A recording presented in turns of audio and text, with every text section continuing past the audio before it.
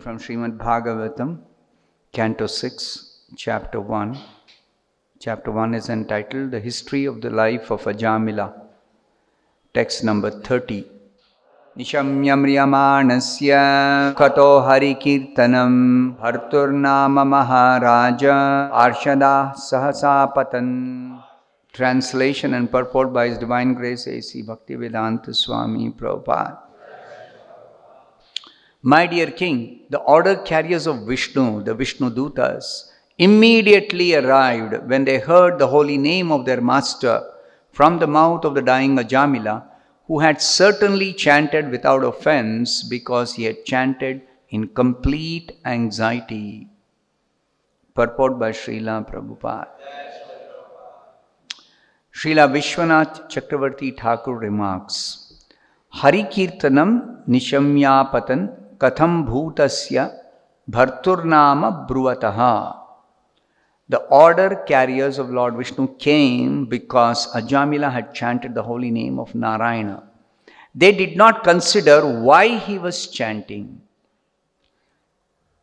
While chanting the name of Narayana, Ajamila was actually thinking of his son. But simply because they heard Ajamila chanting the Lord's name, the order carriers of Lord Vishnu, the Vishnudutas, immediately came for Ajamila's protection. Hari Kirtana is actually meant to glorify the holy name, form, pastimes and qualities of the Lord. Ajamila, however, did not glorify the form, qualities or paraphernalia of the Lord. He simply chanted the holy name. Nevertheless, that chanting was sufficient to cleanse him of all sinful activities. As soon as the Vishnudutas heard their master's name being chanted, they immediately came. In this regard, Srila Vijayadhvaja Tirtha remarks, Anena putra sneham antarena prachina adrishta balad udbhutaya bhaktya bhagavannama sankirtanam kritam iti jnayate. Ajamila chanted the name of Narayana because of his excessive attachment to his son. Nevertheless, because of his past good fortune in having rendered devotional service to Narayana, he apparently chanted the holy name in full devotional service and without offenses. Thus ends the Bhaktivedanta purport. So the previous verse described the arrival of the Yamadutas at the time of death of Ajamila. And it was described that the bodily features of those Yamadutas was very, very fearsome, extremely fearsome. When Ajamila saw those Yamadutas, he became extremely bewildered.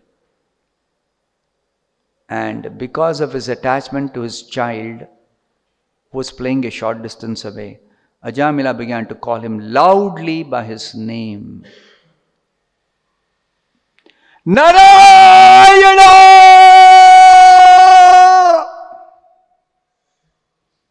He did not call softly. He called loudly. All of you chant loudly, Narayana.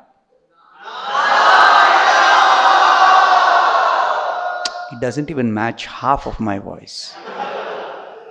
Of course, I have got a microphone because I am chanting alone.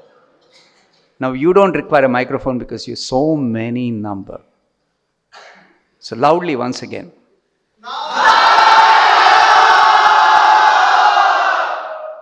Hope somebody doesn't come thinking we are in distress. We want the Vishnudutas to come, of course. So, it is the good fortune of Ajamila that he was attached to his son, whom he had named Narayana and whom he was also calling Narayana. So, at the time of death, becoming extremely bewildered, he called his son very loudly, calling out his name, Narayana. And with tears in his eyes, somehow or other, he chanted the holy name of Narayana. Now, this somehow or other he chanted, we discussed in a previous class. Further, that is being explained in this verse, today's verse. Shukadeva Goswami is narrating this incident to Parikshit Maharaj to explain the wonderful glories of chanting the holy name of the Supreme Lord. So Shukadeva Goswami is telling, my dear king, the order carriers of Vishnu, the Vishnudutas, immediately arrived when they heard the holy name of their master, Vishnu, from the mouth of the dying Ajamila. Now something more Srila Prabhupada says in the translation itself. Ajamila had certainly chanted without offense. That's not directly mentioned in the verse. Because he had chanted in complete anxiety. That complete anxiety is mentioned in the previous verse.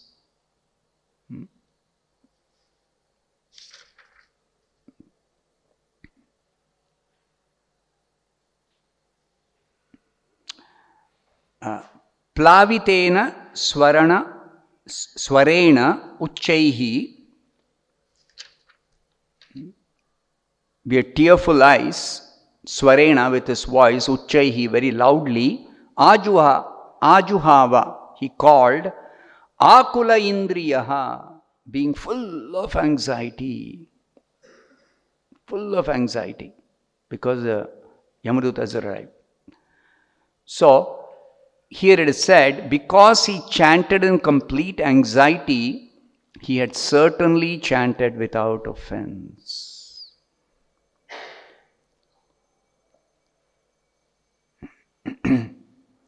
So, Srila Vishwanath Chakravarti Thakur remarks, as Srila Prabhupada quotes here in the purport, the order carriers of Lord Vishnu came because Ajamila had chanted the holy name of Narayana. They did not consider why was he chanting. They simply came because he called Narayana. Now, it is said here, Ajamila was certainly thinking of his son when he chanted the name Narayana. Yet, the Vishnudutas came to protect him from the Yamadutas. So, it is being said here, Hari Kirtana, the chanting of the holy name of the Supreme Lord Hari, is actually meant to glorify the holy name, form, qualities, pastimes, paraphernalia, etc. of the Supreme Lord. It is not meant for any other purpose. But Ajamila did not glorify the form, qualities, pastimes, or paraphernalia of the Lord. He simply chanted the holy name, even without the intent of glorifying the Lord, even without the intent of calling the Lord. The intention is to call his son. So how can somebody calling out the name of the Lord with the intention of calling somebody else attract the attention of the Supreme Lord, and thereby the Lord sending his order carriers, Vishnudutas, his servants. So that is explained here that such chanting, even when referring to somebody else, is sufficient to cleanse the chanter of all sinful activities. Chanting is effective regardless of what purpose the chanting is done.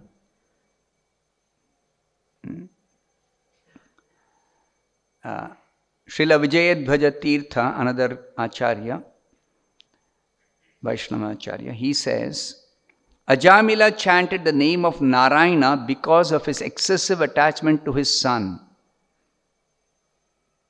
That is very clear. No doubt about that. Nevertheless, because of his past good fortune in having rendered devotional service to Narayana sometime in the past, he apparently chanted the holy name in full devotional service and without offenses.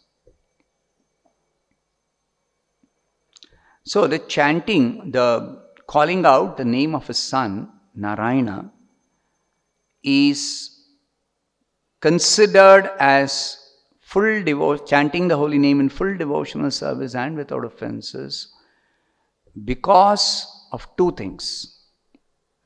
One is that in the past he had rendered devotional service to Narayana, actual devotional service. And second is that he actually chanted the name Narayana even though referring to his son. He actually chanted. So therefore, what is the important lesson for us? Because we are all engaged in chanting, or we should be engaged in chanting Hare Krishna, the holy name of the Supreme Lord. So there is a commentary written by Srila Vishwanath Chakravarti Thakur, especially regarding this section of the Bhagavatam in quite detail, explaining how can we understand Ajamila's calling out his son's name to be the cause of his complete purification of all sinful reactions, and consequently the Vishnudutas arriving at the time of his death when he called out his son's name. So here it is explained, this is at the end of the second chapter, which we are going to study a little later. Srila Vishwanath Chakravarti Thakur gives a dialogue. Someone may say, it may be accepted by chanting the holy name of the Lord, one becomes free from all reactions sinful life. However, if one commits sinful acts in full consciousness, not only once, but many, many times, he is unable to free himself from the reactions of such sins, even after atoning for them for 12 years or more. The general procedure for becoming free from sinful reactions, as mentioned in the scriptures, is to atone for the sinful activities. So it is said here, if one commits sinful acts in full consciousness, that means being aware of what is sin, one deliberately, knowingly commits sin. And not only once, but commits many, many times, repeatedly. Then such a person cannot free himself from the sinful reactions of such sinful activities, even after atoning for them for 12 years or more. So it seems like Ajamila could not have counteracted the sinful reactions, because he was continuing to do sinful activities even after, not just once doing the mistake, but many, many times. He was living with a prostitute. He was gambling. He was drinking. He was eating food cooked by the sinful woman. He was maintaining a whole family of children which he got by enjoying sex with the prostitute. He gave up his chaste and faithful wife. He gave up his Brahmanical duties, activities. He stopped worshipping the Saligram Shila, the Narayan Shila, which he was doing in the past. So, how could he have become free from the sinful reactions while continuing to sin? So, therefore, the question that is raised is, how is it possible then simply by once chanting the holy name of the Lord, one immediately becomes freed from reactions of such sins? So, the answer to this is in the Bhagavatam itself. There are two verses. The chanting of the holy name of Lord Vishnu is the best process of atonement for a thief of gold or other valuables, for a drunkard, for one who betrays a friend or relative, for one who kills a Brahmana. This is considered the most sinful activity among all sinful activities. Brahma Hatya, killer of a Brahmana. And elsewhere in the Bhagavatam it is described, Indra once happened to kill a Brahmana, Vishwarupa, whom he had appointed as his priest for performing his daily sacrifice. And this Vishwarupa somehow should have offered oblations only to the demigods because he was appointed by the king of the demigods, Indra. But he was secretly offering some oblations in the fire, sacrificial fire, even to the demons, the Asuras. Because this Vishwarupa, he was related to the devotees from his mother's side and to the Asuras from his father's side. His father happened to be a descendant of the Asuras and his mother happened to be a descendant of the devotees. And it was a marriage between two different communities. Somebody descending from two different communities or lineage.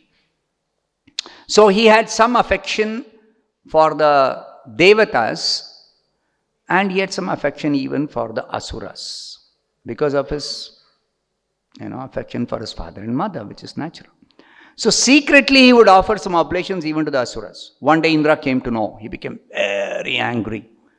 This fellow, he is appointed by me specifically for offering oblations to the devatas. How can he offer oblations to our enemies? So Indra became very angry. And in a fit of rage, he cut off the head of, because Indra is very powerful. So immediately, he cut off the head of Vishwarupa and thereby killed him. So then Indra realized what a mistake he has done. He's killed a Brahmana. But the sinful reaction in the form of sin personified did not leave Indra. Indra tried to escape the sinful reaction. But he was not able to free himself from the sin personified attacking him, not to punish him. So he was trying to escape and he started running away and he went all over the universe. Finally, he got some shelter in one filament of a lotus flower in Manas Sarovar, in a holy place, in a pure lake filled with sanctified water. So there he was able to avoid the sin personified. But he had to remain there for many, many millions of years performing tapasya. And even after that, he was not freed from the sinful reaction of having killed the Brahmana. So then he had to divide the sinful reaction between 4 different personalities, and in exchange for them agreeing to take those sinful reactions, the part 1/4 of the sinful reactions, he had to give them some benediction. And in this way, he was finally freed from that one sinful activity. So please try to understand, atoning for a sinful reaction is not very easy. Even if somebody does so much tapasya, so much of austerity, like Indra did. Of course, the Indra's case was extreme, the most sinful activity of killing a Brahmana. But still, as Srila Vishwanath Chakravarti Thakur says here, even after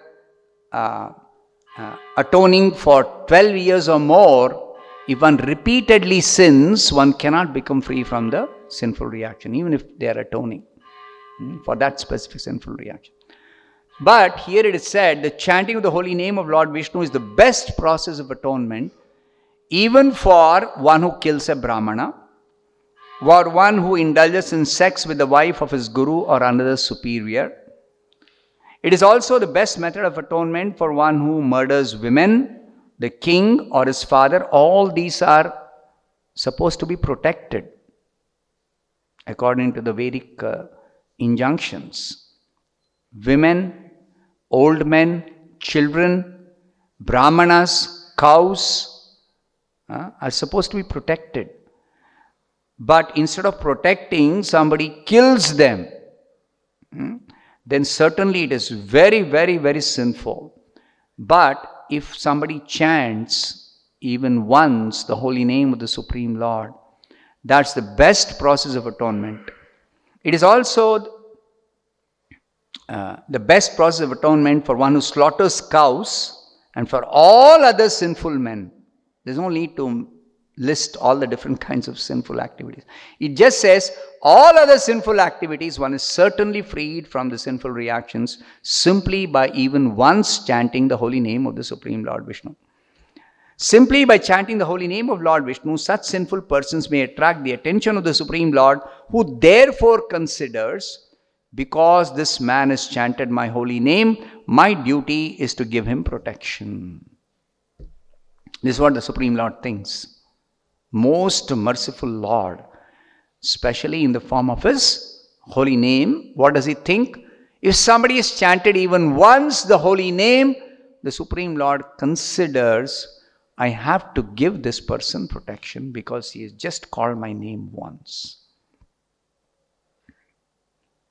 So this explains very clearly what is the power of chanting the holy name of the Supreme Lord even once. It can completely destroy even the most grievous sinful activities reaction. It can destroy all sinful reactions completely, wholesale, 100%. One may atone for sinful life and vanquish all sinful reactions by chanting the holy name, although this is not called atonement. It is not called atonement. Atonement means a specific sinful activity has a specific reaction, and a specific process of atonement will free you from that sinful reaction for the time being. That's all. So, chanting even once the holy name of the Supreme Lord, one can become free from all sinful reactions, but this is not due to what is called as atonement. This is not atonement. Ordinary atonement may temporarily, why it's not called atonement? Because ordinary atonement may temporarily protect a sinful person, but it does not completely cleanse his heart of the deep-rooted desire to commit sinful acts. This is the point. Atonement does not purify the heart of the tendency or the desire to commit sinful activities. Therefore, atonement is not as powerful as chanting of the holy name of the Lord. So don't equate chanting of the holy name to atonement. Even though the effect of chanting Hare Krishna or the holy name of the Supreme Lord is that one becomes completely freed from all sinful reactions. In the Shastra, it is said that if a person only once chants the holy name and completely surrenders under the lotus feet of the Lord immediately considers him his ward and is always inclined to give him protection. Thus, when Ajamila was in great danger of being carried off by the order carriers of Yamaraj, the Lord immediately sent his personal order carriers to protect him. And because Ajamila was freed from all sinful reactions, the Vishnuduta spoke on his behalf. So Ajamila had become free from all sinful reactions because he had chanted the holy name of the Supreme Lord. Now, Ajamila chanted the holy name of the Supreme Lord in calling his son Narayana. So somebody may say he chanted because he loved the boy. He was materially attached to his son. So it is said here, although he was calling for his son, the name itself was powerful because the name Narayana is not different from the Supreme Lord Narayana. Abhinnatvat nama namino. This is what the Padma Purana says. The name of the Supreme Lord and the Lord himself are 100% identical. So because of that, when the Lord's name is chanted, the Lord is fully present in 100% fullness.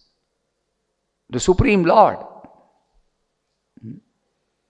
the Supreme Personality of Godhead, Bhagavan, with all his opulences, all his potencies, all his strength, all his mercy, everything is fully present when somebody chants the holy name of the Supreme Lord. Now listen to this. This is very important. When Ajamila named his son Narayana, all the reactions of his sinful life are neutralized. Just when he named his son Narayana, all the reactions of his sinful life are completely neutralized. And as he continued calling his son and thus chanting the holy name of Narayana thousands of times, he was actually unconsciously advancing in Krishna consciousness. He was not conscious that while calling his son, he is actually chanting the holy name of the Supreme Lord. Neither he was doing it thinking that, oh, this is very auspicious for me. I can advance in Krishna. He was not even conscious of that. So therefore it is said, when he was continuing to call his son, he was chanting the name Narayana thousands of times, and by that he was unconsciously advancing Krishna consciousness. So the argument may be given, since he was constantly chanting the name of Narayana, how was it possible for him to be associating with a prostitute? I mean, after naming his son Narayana, did he give up the association with the prostitute? No. So how could he continue to be having that association? Why didn't he give up? If he became free from all sinful reactions when he just named his son Narayana. So it is saying here that by his sinful actions he was bringing suffering upon himself again and again. Therefore one may say that his ultimate chanting of Narayana was the cause of his being freed. Somebody may say, finally at time of death he chanted the name of Narayana. That is the cause of his being freed from all sinful reactions. Not the fact that he named his son Narayana or he was calling his son Narayana again and again and again. However, his chanting then would have been Nama Aparad. Why? Because Shastra say, Padma Purana says, Namno balad yasyahi papa buddhihi. One who continues to act sinfully and tries to neutralize his sins by chanting the holy name of the Lord is a Nama Aparadhi, an offender of the holy name. So, offender of the holy name is not actually eligible for the benefit of chanting the holy name in terms of attracting the attention of the Supreme Lord personally. Attracting the attention of the Supreme Lord personally when one is committing offenses. In response, it may be said that Ajamila's chanting was inoffensive because he did not chant the name of Narayana with the purpose of counteracting his sins. This is very important to note. Ajamila did not chant for the sake of counteracting his sins. It's very clear. He chanted out of affection for his son. What we may think is an objection to considering his chanting as pure actually becomes the very cause for his chanting to become pure. His attachment to his son was a cause of his chanting repeatedly after naming his son Narayana. So that itself became the cause for him to advance unconsciously in Krishna consciousness. That became the cause. And that also was the cause for him not to chant for the sake of counteracting his sinful activities. He was not chanting because he wanted to counteract his sin or sinful reactions. He was chanting out of affection for his son. Thus, he did not commit a nama paradha, and his repeated chanting of the holy name of Narayana while calling his son may be called pure chanting. Because of this pure chanting, Ajamila unconsciously accumulated the results of bhakti. Indeed, even his first utterance of the holy name was sufficient to nullify all the sinful reactions of his life. Now, how do we understand this? That just once he chanted without any offense, and that was sufficient to completely cleanse him of all sinful reactions, and in future protect him from going to hell or being taken by the Yamadutas for all his sinful activities which he continued to commit even after he named his son Narayana or began chanting the name of Narayana. So it's explained here. There is an example given. A fig tree does not immediately yield fig fruits, but in time the fruits are available.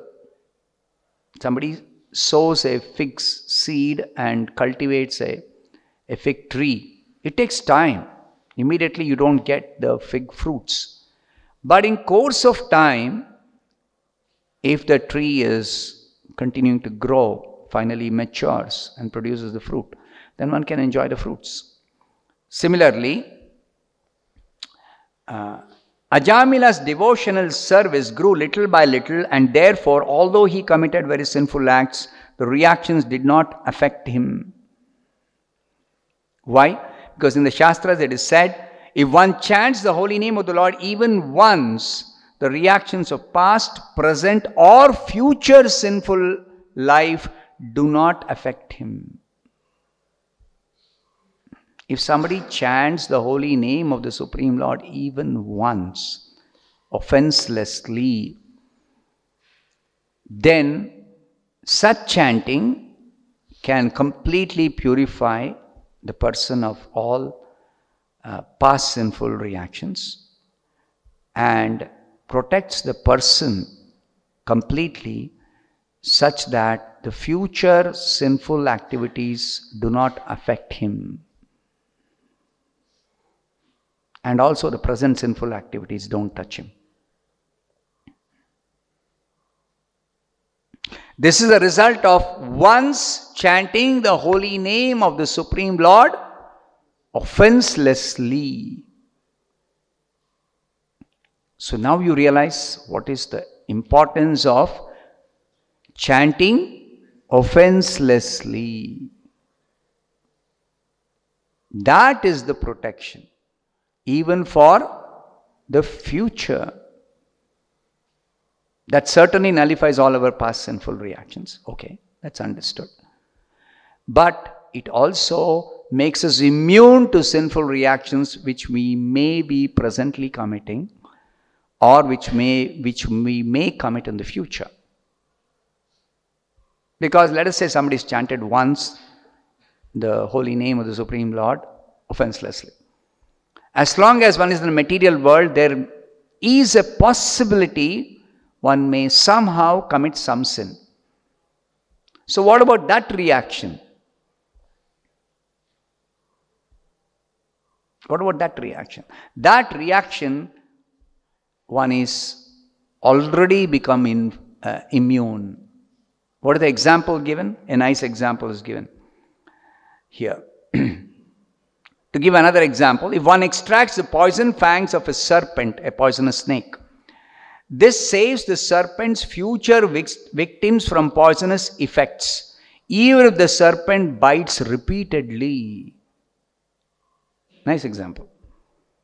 If there is a poisonous snake, if the poison fangs have been completely removed, the biting will not have fatal effect. There is no poison there. Similarly, if a person who has even once chanted the holy name of the Supreme Lord offenselessly, then that person's actions in the future will not give him any reaction.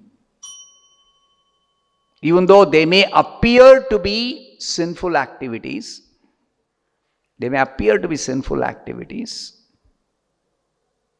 they do not have any reaction.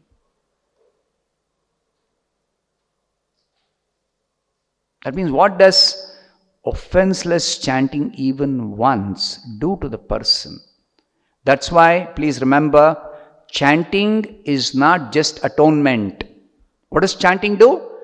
Purify the heart completely of all sinful tendencies. Now, this happens if you chant offenselessly. You chant offenselessly. So what is it that we want by chanting Hare Krishna? An intelligent person does not want just somehow to engage in some auspicious activity or somehow nullify reactions of the past sins, somehow stop sinning. No. Remember, the goal should be that I am chanting to completely purify my heart of even all the sinful tendencies to commit sin. What is this tendency to commit sin? The desire for material enjoyment. The desire for material enjoyment of any kind. So, till we have that intent of chanting, we don't become serious about chanting offenselessly. That's why Srila Narottam Das Thakur, in one song, he says, Vishaya Chadiya. Give up this business of sense gratification. And you have to make a conscious effort, sincere effort to do that. Vishaya Chadiya, and after that, Se rase majiya, mukhe bolo hari hari. Then you try to relish the chanting of the holy name of the Supreme Lord. It doesn't mean that you don't chant before you become completely free from all sinful activities. But the intent should be, I might have been engaging in sinful activities in the past. If I begin chanting Hare Krishna, I should understand that this chanting is very, very, very, very, very powerful, and therefore I should chant without any offense. Without any offense. Even just once. If I chant, I am completely purified without any chance of again committing any sinful activity, even though I may be in the material world, even though I am associating with unintentionally with other people who may be sinful. So, chanting is actually effective if in the core of our heart we have the desire and very sincerely we make all attempts to avoid offenses completely while chanting Hare Krishna. And one more important thing is, after having chanted the holy name even once completely offenselessly, one should continue to chant the holy name. It's not that, oh, I chanted once offenselessly, now in future also I am immune to sinful activities, so I can continue to do sinful activities because I am immune. No. So, after having chanted offenselessly, one continues to avoid all offenses. One continues to be free from all sinful activities. So, what is the protection then? It is for any accidental. That's what Sri Krishna says in the Bhagavad Gita. Apichetsu duracharo bhajate mam ananya bhak. Even if a person commits the most abominable sinful activity, but if he is engaged in undeviated devotional service. What is that undeviated devotional service for us particularly, according to the Bhagavatam? It is to constantly chant the holy name of the Supreme Lord without offense, without any sinful activities, without committing any sin. So, this is the real protection. This should be the intent of chanting Hare Krishna. So, it says here, therefore, if a devotee chants the holy name of the Lord even once inoffensively, this protects him eternally. He need only wait for the results of the chanting to mature in due course of time. Now, don't think that if somebody is chanted inoffensively just once, then immediately he will see the result of such inoffensive chanting. That means that purification that has happened may not manifest externally in his activity, just like it happened in the case of Ajamila. He became completely purified when he named his son Narayana. But he continued to apparently do sinful activities even after that. So it is said here, the result of the complete purification due to even once chanting the holy name completely offenselessly may not be seen externally immediately. It is definitely going to show the effect in course of time when the person has sufficiently become mature in devotional service. So Ajamila, he became purified when he named his son Narayana, and he simply had to wait till his death, by which time he had thousands of times chanted the name Narayana, Narayana, Narayana, Narayana, Narayana. So his devotional service matured because of his constantly chanting. After naming his son Narayana, he constantly chanted the name Narayana. And as far as the actual effect of those sinful activities which he, without any intention, without any conscious, in a conscious way, unconsciously committed sinful activities, those reactions were, he was immune to those reactions because he had completely become purified inside his heart. So, what is the lesson for us?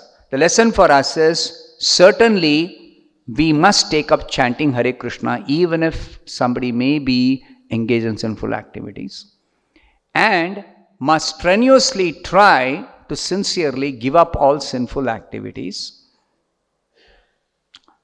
Because should try to chant offenselessly. So, offenselessly chanting means not committing sinful activities consciously. So, consciously avoid all sinful activities. Consciously chant continuously. Continuously, consciously chant the Supreme Lord's name. Consciously engage in devotional service as much as possible. Consciously avoid all material activities. Sinful activities need not be taken as just those activities which violate the laws of nature.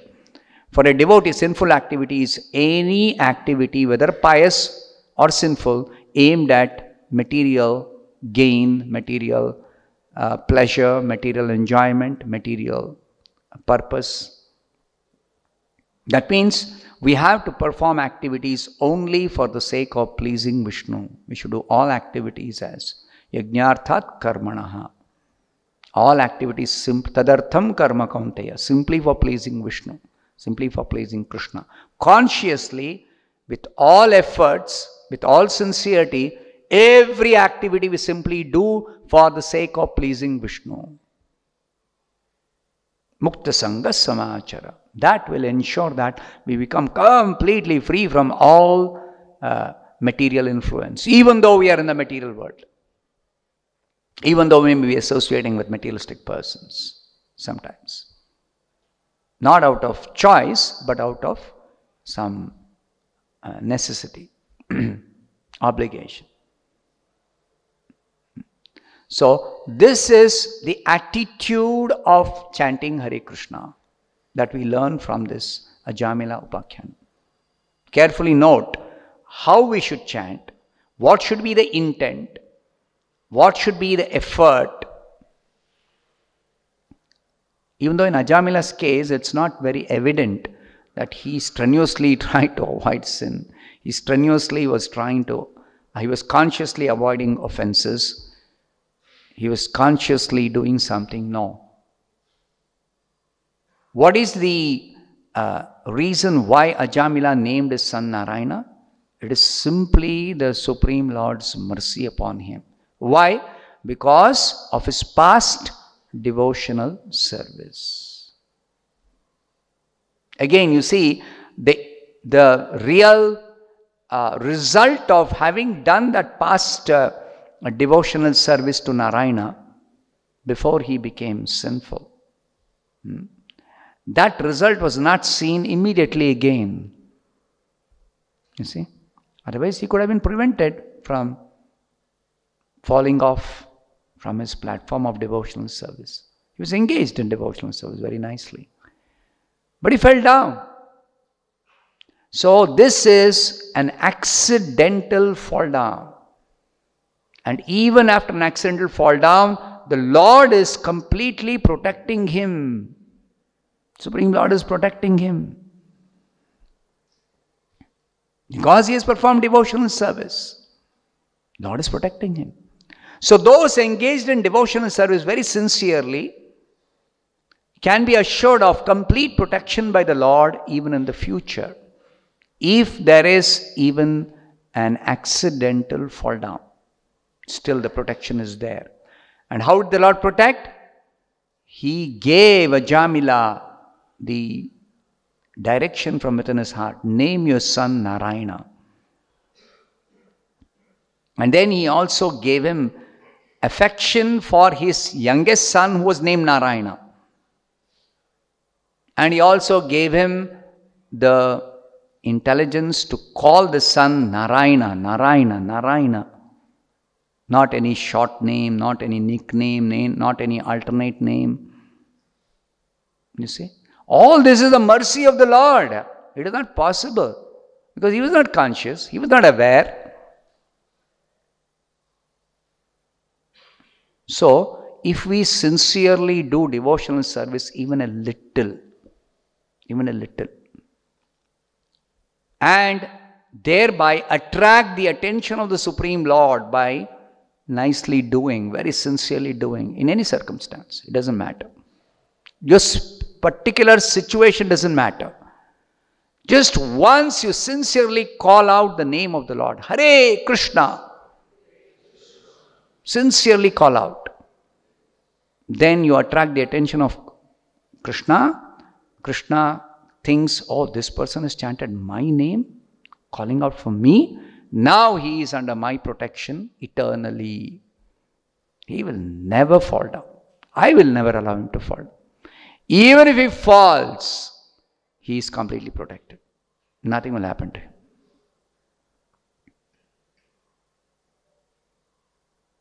So therefore, we should be careful not to criticize people who have done some devotional service in the past very sincerely, but might have fallen down now and may not be even chanting, may not be even doing any service.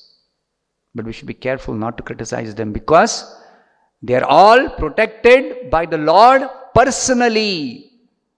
So if we criticize them, it is Vaishnava aparadh.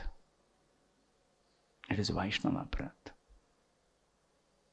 So while we are struggling to chant purely, somebody who's already chanted purely even once, they are topmost platform of devotees. Even though externally it appears like, what are their activities? Ordinary materialist activities. Are they chanting every day? No. They coming to temple? No. Are they eating prasadam? No. All your list of what all you are doing, you verify that person. Oh no. Past he was a devotee. See what happened to him. He is completely fallen now. And I try to tell him, please come to the temple, please chant. He's not chanting, he's not coming to the temple. So we criticize, we don't know, we may be criticizing somebody who is personally being protected by the Lord and thereby completely immune to whatever is doing.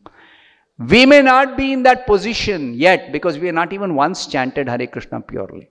We not even once rendered pure service, sincere devotional service.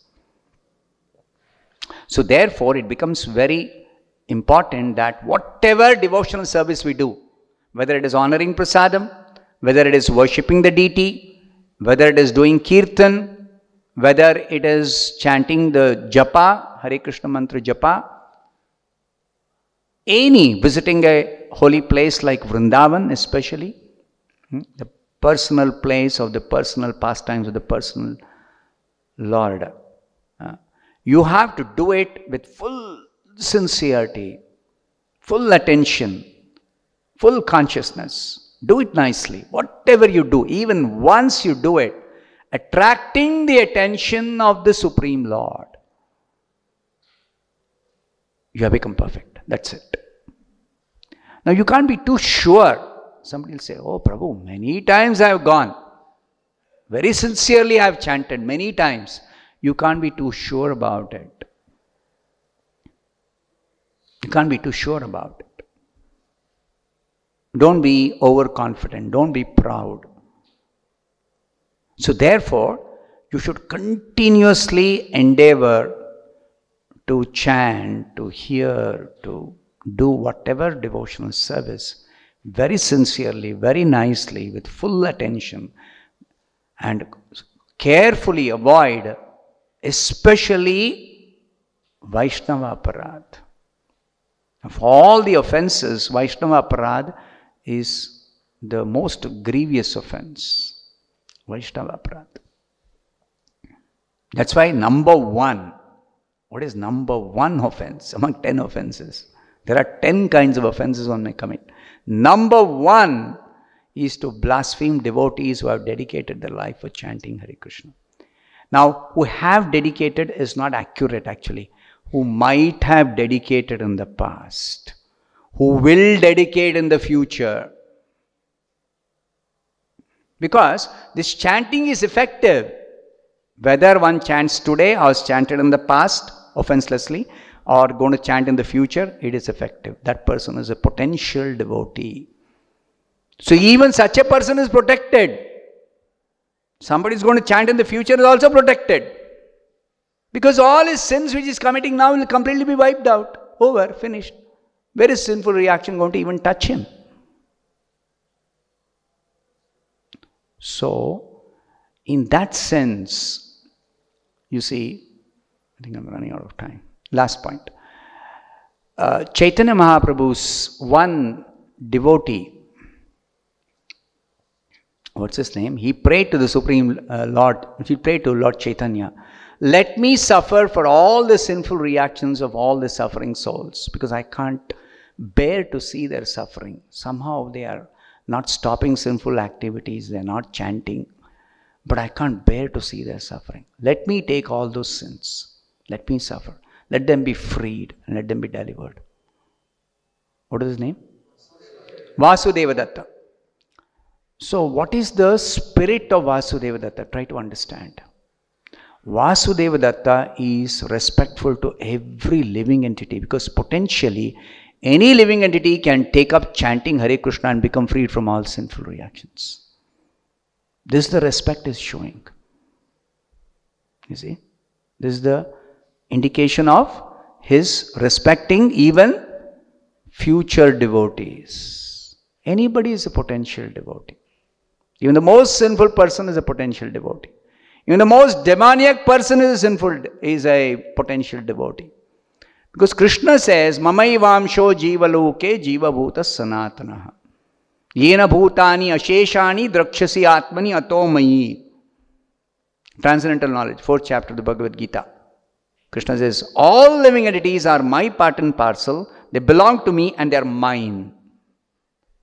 So this vision means we have to learn how to respect every living entity as part and parcel of Krishna, as devotee of Krishna. Though presently they may not be seen to be doing devotional service, presently they may not be engaged in any kind of devotional activities, doesn't matter. Learn to respect every living being. This is a perfection of Vaishnava behavior. Learn to respect every living being. So first of all, learn to respect all Vaishnavas. But this, who is a Vaishnava? Potentially everyone is a Vaishnava. So gradually we learn to respect all living entities. So Srila Bhaktivedanta Thakur summarizes, the goal of a devotee's life is Jive Daya Name Ruchi. So develop compassion for all living entities as part and parcel of Krishna, belonging to Krishna, Krishna's own. And we should actually develop taste for chanting the holy name so that we may constantly, nicely chant Hare Krishna and become perfect very quickly. So I'll stop here. Grantara Srimad-Bhagavatam ki jai, Srila Prabhupada ki jai. Hare Krishna. Subscribe to our channel and press the bell icon to never miss any updates.